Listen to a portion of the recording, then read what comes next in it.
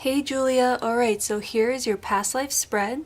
So what we're going to do is we're going to look at where we are, what you did with the majority of your time, an important day with the relationship and the feelings involved, another important day, your death, and the lesson learned. And we'll get hints of time throughout. So all I'm going to do is relay to you the images and impressions that I'm getting, and your job is going to be to try to make connections where you can from this life that we're looking at to your current life, and I'll try to help however I can with that as well. Alright? So, to start, we're going to start with the Atlantis and Lemuria card. And so these cards are not always, 100% black or white kind of thing. So when I get Atlantis or Lemuria, it can mean these actual places, or it can also, what I've gotten before is also like it's also the essence of the place. So for example, Atlantis has more of an aggressive masculine energy, and Lemuria has more of a passive feminine energy, and that's just how I read this card. So I'm just gonna ask for clarification as to where we're looking at here specifically, and as we're feeling this out, what we do with the majority of your time, this card is the leadership card. And I laid this spread with the intention that you asked about. So let's just see what we get here. And so with the leadership card, it can mean, being a leader in the sense of politics, or being on a council or a board, that kind of leadership role. It can also, what I've gotten before has been like camp counselor, and also like teachers in leadership roles or roles of authority. What this feels like to me is more like a project management feel. I feel like whatever you're doing in this place, you are in charge of a group of people, and you are at the same level as others who have your position, who are in charge of their own groups of people, if that makes sense. So, and it's like, what I feel like what I'm getting here is like you meet up with the other people at your level of project management, whatever we're looking at here. And it feels like you, like during these meetings, there's strategizing and talking about like efficiency and something about like, because I don't know how things were back at this in this time or place, but it's talking about like how it feels like it's like employment satisfaction, if that makes sense. So in your current life, how that can connect it, for example, is one, if you find that you easily assume leadership roles in your community or at work, even when you were in school, whatever it was, you could easily fall into these leadership roles where you feel like you can easily like see the bigger picture of a plan, and you can dictate to people what to do and the thing gets done. Or how this can also connect to you is in an opposite way, where you come back into this life having already gone through this life as a project manager, and coming back into this life as someone who wants to avoid the spotlight or avoid the leadership roles because you've already experienced it here. So sometimes our souls come back to experience the opposite or a different kind of aspect of a commodity. So keep that in mind as well, however that would connect with you. So again, one, you could be someone that is looking to be a leader or falls easily into these roles, or there's something like you want to assume a leadership role in some way, and that can stem from here. And also, if that's the case, just knowing a past life, you can tap into that energy, having recognized that you've already done this, so you're capable of it again, if that makes sense. So if there's any question as far as can I do something at this level, at a leadership role or whatever that may be, the answer would be yes, based on what we're feeling out here, because you've already done it. If your soul has already done it, it has an imprint in it, and it can do it again. So what this actually is feeling like is more like Atlantis. Whether or not, these legendary places are in your belief system, they're in my belief system, and they're in enough people's belief system that there would be like a, what's called like a collective energy that creates the reality of it, right? So whether or not you believe it, we're looking at the energy of Atlantis. What that might come to mean to you as far as this reading is, one, if you're not a believer in it, it could be showing up as kind of a push to open up your own mind and open up your mind to certain belief systems or changing certain belief systems that you have in order to let more in. Because it, you know, obviously the evidence, the physical evidence isn't here, but there's enough evidence we're getting that it would still take a little bit of imagination to allow that reality to enter your reality, right? So if that's the case, I feel like this would be coming up just to kind of be like, hey, open your mind a bit more and let more possibilities in. And also, I feel like this is actually coming up in a way because there's this thing that came into like my own perception recently about how we limit ourselves to abundance, or we limit ourselves to manifesting what we want by only visualizing certain specific outcomes or certain specific ways of the outcome happening. So it's almost like you could be limiting yourself because you're only seeing certain pathways to achieve something.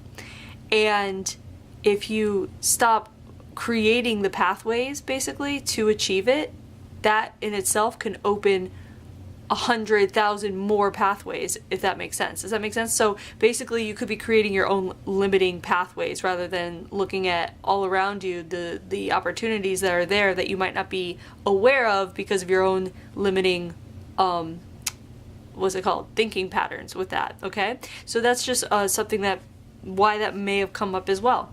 On the other hand, if you are a believer in Atlantis, then it's placing us here in this energy where there's a lot of stuff going on. It feels like, so there's a thing where Atlantis exists over, you know, different periods of time, different regions, all this, you know, it's like a whole civilization. Wherever we are here, it feels very much like we're in a hub, we're in a city, we're in where it's humming, where there's a lot of life happening, where it's thriving. That's what it feels like. So it feels like you're like living in a city somewhere. So that in itself can be a connection as far as location wise. Do you feel comfortable in a city? Do you feel comfortable in the hum of a city? Are you like one of those people that enjoys people watching, that kind of thing, where you're comfortable being with a lot of people, almost like in an observer mode, which I feel like this is also coming up as observer mode because that's your job, is also to like keep tabs on people. So if you find that you are someone that is like that, enjoys the hum of a city or people watching or things like that, it can stem from here as well. On the flip side, how that can also connect is being in a city before. It could also make it where you come back into this life wanting to experience a slower kind of small town life. So you could have chosen to be born to a smaller community, which of course I can also say if that's the case too and you were born into a smaller community, that you also might feel like, oh, I have to get out, I have to travel, I have to see things, because here we're looking at someone who was involved in the community, involved in things, going places, doing things, being involved. So you also might be someone who finds herself very involved in the community or involved in whatever you are a part of, whether it's you know, like a job or an activity, whatever it is, you get very involved in it. If that speaks to you, it would stem from here. So let's go to the next important day, or the first important day here. This is the so long farewell until we meet again card. So that means, you know, it feels like someone's coming or going, or there's a breakup of something happening. We have the soul group card here, which means, you know, we travel with certain souls in and out of lives. Sometimes we incarnate with them as humans, sometimes they're our guides. It doesn't matter, it's just we all kind of travel around together. The feeling involved in this moment is gratitude, grateful. So I'm trying to see what we're looking at here. And it's cold, that's why the fire is over here, so I can like warm my fingers while I do this. Alright, so what it feels like we're looking at is what's going on. It has to do with your work. It has to do with work. It has to do with, there's something like a switch up. So I feel like what's happening is somebody's leaving their position and someone is being replaced, and the replacement that comes along, I feel like the replacement is this person, and I can't really tell if it's like a romantic thing or not, but it feels like a male figure. So this feels like a female life that we're looking at. And we're looking at a female here who's actually very like an A-type personality, like very like, I want to say what we would call, I guess, proper or like corporate, or like just like climbing the ladder kind of proper. I can't explain, just like a very like pragmatic person, more serious than not. And so I feel like that's actually coming through in a sense to either one, explain if that's your personality today. If you find that you're a more serious personality, it would come from here, but it also can come up to show you, one, if that's the case, it would be to tell you, hey, play more, enjoy yourself more, more inner child work, more, you know, more laughter, that kind of thing would be coming up. Or it could be coming up if you decided to come back into this life to be more playful, then this would be speaking to you as well, because here we're looking at someone serious, so it would be explaining why you would come in as playful. So you see how it can connect in like certain ways that are kind of opposite, which is kind of interesting.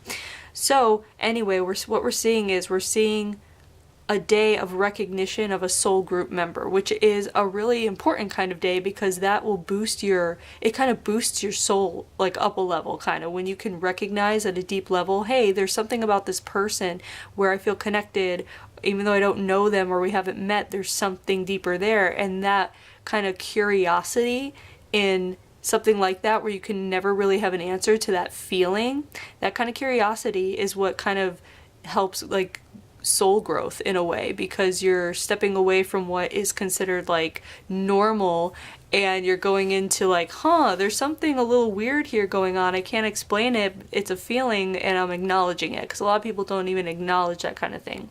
So I feel like this is a day of acknowledgement and a day of like reunion actually with this person, because you guys get along so well. And it's interesting because it doesn't really feel like romantic at all. It feels like a brother-sister reunion or something like that, like a best friend kind of thing. Like that's what it feels like. There's no like romantic chemistry. So again, in your current life, you could actually have run into this person again, like that kind of soul group. It could be a best friend, it could be a gal pal, it can be a husband, it could be just a friend, you know what I mean? Like it could be a coworker again that you ran into and you're like, we click really well. And you know, it could be romantic in this life too. It could be, but just know that when you meet someone, it feels like you've known them for a very long time. It's very possible that they're part of your soul group, and that's something just to keep tabs on. It doesn't mean you have to like, you know, go and like be best friends and have slumber parties every week, you know, but like it's just something to keep like in touch with, or just keep your finger on, like just when you recognize that kind of thing. Also, I feel like this is being brought up because the gratitude feeling is wonderful, but it's also about like, I feel like this is being brought up because it's like in unexpected places is where you can find like the most profound relationships or experiences, you know, like here again, this woman, she's going to work one day just doing what she does and, you know, executing the plan, just ABC, and on this day, a day that's supposed to be like any other day, something happens and something like her awareness expands because she meets another soul. And it's almost like one of those contracts where you meet another soul on this, you know, as you're living, and you realize like when you learn about this stuff, how they bumped into you, quote unquote bumped into you, because they were meant to bump into you at exactly that moment in that way to kind of trigger something in you. So just realize that's a good thing to realize when it comes to like working with other people and not getting along with them. If there are people that you're working with that you don't see eye to eye with, or you're not like on the same page with certain things, that's never a bad thing. And why it's never a bad thing is because that person is making you kind of expand your awareness and expand your perception and making you work in a way that's more challenging to you, so it's making you grow in that way too. It's making it so that you will be capable from that moment on in handling that kind of situation again if it comes up, and much easier, you know. So everything's a lesson. It's like, learn from it. Let everyone be your teacher. I'm sure you've heard that before, letting everyone be your teacher. So whatever situation that speaks to you in, try to find that. try to like be aware at that level where this person is pissing me off, this person is annoying me, this person is making me doubt myself. Don't blame that person. You need to realize that person could have made a contract to come in at that time to kind of jar you awake to that kind of thing. You know what I mean? So it's almost like everybody is a blessing in their own way. There's always a silver lining to a relationship.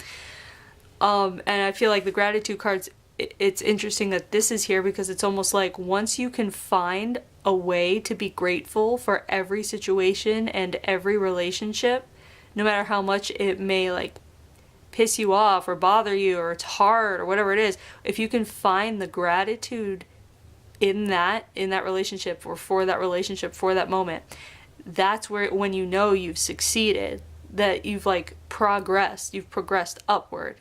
So keep that in mind. It's about getting to a level where you can find gratitude in everyone and everything.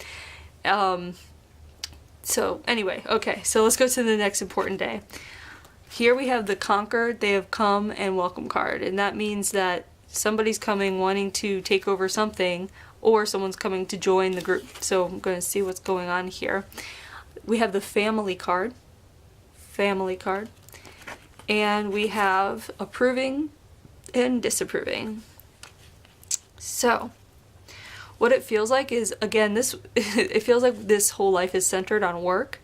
And that's not necessarily a bad thing because I feel like this person enjoys it. It's just like this person enjoys routine and structure. So in your current life, if you're someone that really enjoys routine or structure, nothing to be ashamed of there. Like that would make sense if that's the case, because it comes from this life. It would stem from really enjoying and thriving on routine and structure and organization, and communication. Also, just keep in mind though, on the flip side, you could also be coming in as someone who isn't like that at all and is more of a free spirit, kind of, fly by the wheel kind of whatever, because you've already experienced a very structured life. See, so that's in just a couple ways how you can take that into your current life, how you can make that connection. Okay, so down here what we're seeing, I feel like it's not like a bad thing at all. It's just more like, let's say you're in a hub of a city, you're in one of the hubs in this place, and then there's another like hub, it's far off or whatever, and let's say that it's kind of like an exchange program, or like, so let's say you work in a department for the city. Every city has the department. So it feels like now, because your city is, I want to say like the main city, the biggest one, has the most opportunity, the most money, the most wealth kind of thing, it feels like you are allowing the department from another city to overflow into yours, so that people who live there, they can keep their jobs, but they'd have to move here and stay in the department. It's a transfer, basically. So, sorry, that's the word I was looking for through all that. There's a transfer into your work, and I feel like there's a lot of people coming in, and even like a transfer of authority, like where even your boss isn't the main boss anymore. Almost like a merging of departments is what it feels like.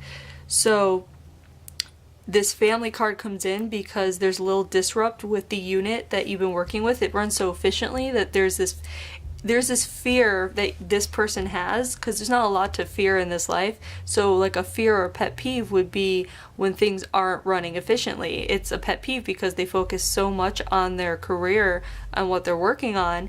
It's that there's not a lot of pet peeves to have. So what could someone in that position have a pet peeve about?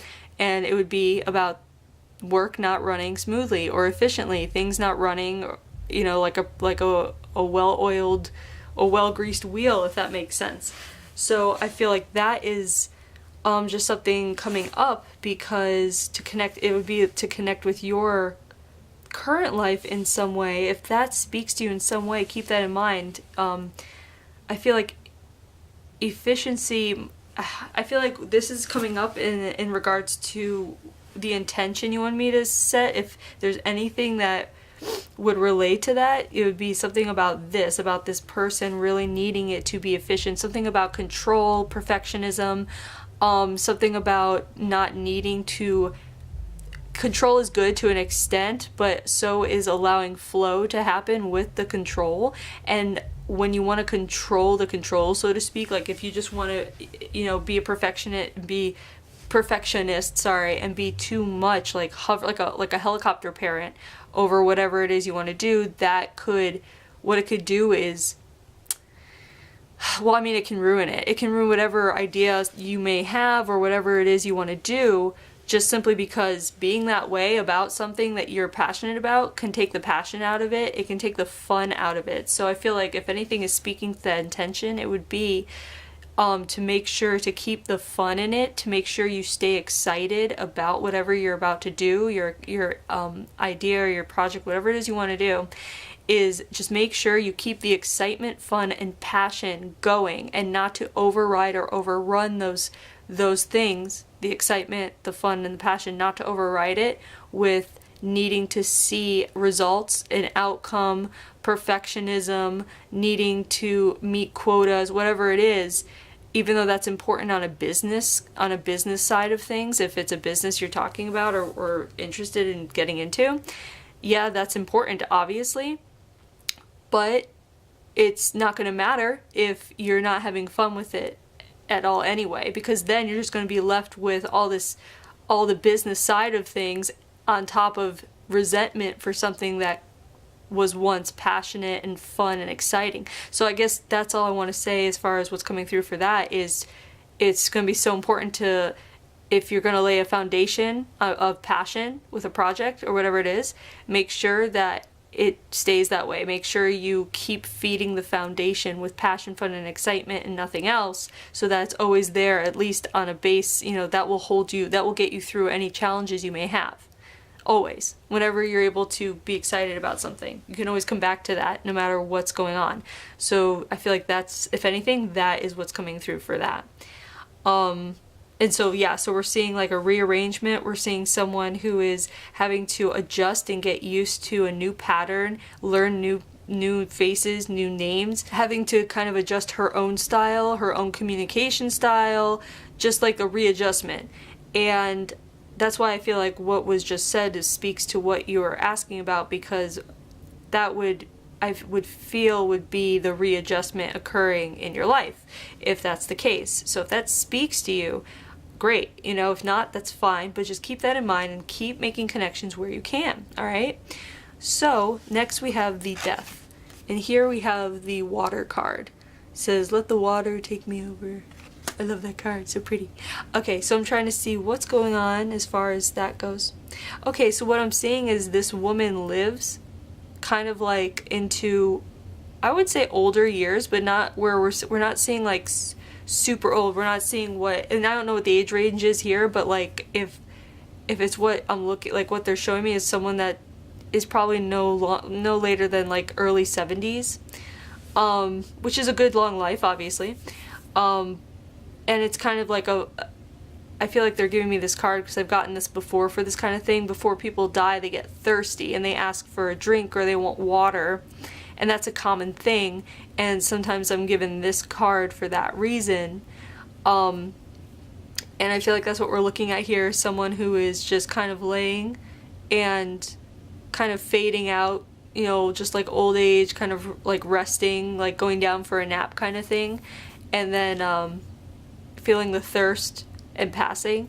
And I don't really feel a lot of like pain or suffering with that at all. But in your current life, how that can speak to you is, one, if you find that you're dehydrated easily, if you don't drink enough water, this would be coming up to tell you, for your health's sake, drink more water. And it can also explain if you have chronic fatigue or you get tired easily, or weakness, if you feel like you get weak easily, this would speak to you as well. And it's the kind of thing where when you realize it doesn't serve you in this life anymore, if that's the case, like dehydration, whatever it is, you can release it. It could be released just simply by acknowledging and letting go, or deeper meditation, whatever it is. But it's a cool kind of thing you can do. So keep that in mind if that speaks to you. And then this is a great card for the lesson. It's a lesson in self-love. And it's really interesting because it does play into this in the way where this person did what they liked to do and they did what they wanted to do. They were happy with their life. They didn't compromise themselves. They didn't, for example, like romance was not a big deal to this woman. This woman was more about her career and, or like just like contributing to the community or playing her part or doing her role in this existence.